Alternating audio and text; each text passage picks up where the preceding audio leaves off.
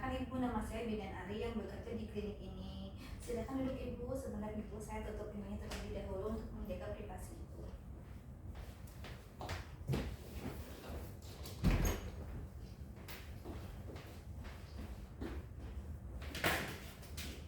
Sebelumnya dengan Ibu, nama Ibu siapa Ibu?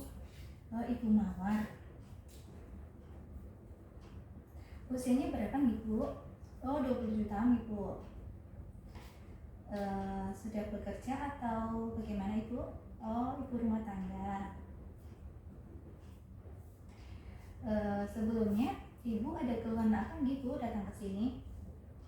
Ibu ingin merencanakan kehamilan Ibu karena setelah baru beberapa hari yang lalu setelah menikah Ibu. Baik Bu, di sini nanti saya akan memberikan pendidikan kesehatan tentang masa persiapan kehamilan Ibu. Di sini tujuannya supaya Ibu nanti mendapatkan informasi dan pengetahuan tambahan tentang apa saja yang harus dipersiapkan pada masa kehamilan, sehingga nanti saat persalinan dan bayi lahir dalam keadaan sehat walafiat. Bagaimana Ibu? Apakah Ibu bersedia? Untuk waktunya sekitar 7 menit Ibu, nanti saya akan memberikan pendidikan kesehatan tentang masa persiapan kehamilan. Masa persiapan kehamilan ini yang perlu disiapkan antara lain tentang gizi Ibu, kesehatan Ibu, dan persiapan psikis Ibu. Di sini untuk Ibu sudah merencanakan kehamilan, berarti Ibu sudah siap untuk gaji Ibu. Kemudian untuk gizi yang perlu disiapkan supaya nanti kehamilannya berjalan sehat. Berat badan yang ideal itu IMT-nya 20-25 Ibu.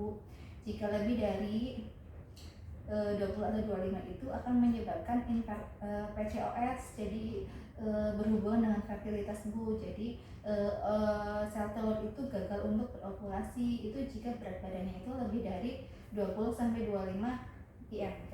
Kalau kurang dari 18,5 itu juga berhubungan dengan fertilitas juga Ibu, sehingga biasanya bayinya akan lahir dengan berat badan yang rendah. Kemudian untuk persiapan kehamilan, biasanya Ibu rutin minum asam folat. Ibu usahakan 3 bulan sebelum mempersiapkan kehamilan Ibu sudah minum asam folat Ibu. Kemudian hindari makan makanan yang mengandung banyak gula, hindari kopi, kafein, kemudian rokok ataupun alkohol Ibu, supaya hidupnya semakin sehat. Kemudian banyak makan makanan yang mengandung asam folat Ibu. Ini contohnya ada kacang-kacangan, ada brokoli, ada alpukat, sayur-sayuran hijau, kemudian ada asparagus juga Ibu. Kentang juga mengandung asam folat juga. Ini baik Ibu dikonsumsi pada saat persiapan kehamilan ataupun pada saat Ibu sudah hamil nanti. Begitu Ibu. Kemudian untuk cara memasak sayur yang benar itu supaya gizinya tidak hilang, jadi sayur itu dicuci dulu baru dipotong Ibu, supaya gizinya tidak hilang. Karena biasanya ibu-ibu itu potong dulu baru dicuci, dan ini yang menyebabkan gizinya itu mudah larut di dalam air gitu Bu.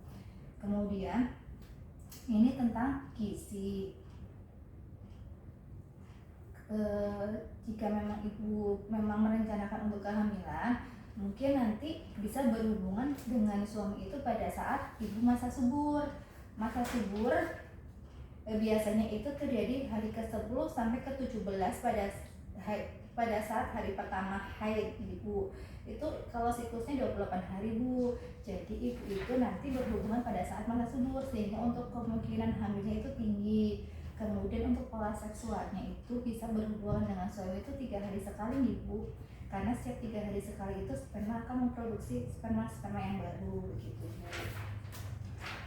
Kemudian pada saat merencanakan kehamilan juga harus diwaspadai penyakit-penyakit yang akan mempengaruhi kehamilan, antara lain anemia. Anemia ini bisa menyebabkan bayi itu kekurangan gizi di dalam perut Ibu. Kemudian bisa menyebabkan kelahiran prematur atau kelahiran rendah bayinya, kemudian diabetes, kemudian TBC, malaria, HIV/AIDS, kemudian ginjal, jantung, dan sifilis, hepatitis. Itu biasanya penyakit yang bisa diturunkan melalui pada saat kehamilan melalui placenta ibu. Jadi pada saat hamil usahakan ibu dalam keadaan sehat sehingga bayinya nanti pada saat lahir juga dalam keadaan sehat ibu. Bagaimana ibu sejauh ini apa yang sudah saya sampaikan? Apakah sudah cukup jelas ibu?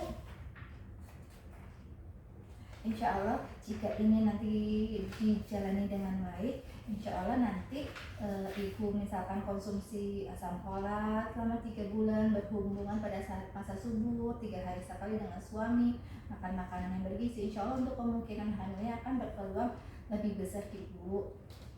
Begitu. Apakah sudah cukup jelas ataukah ada pertanyaan dari ibu?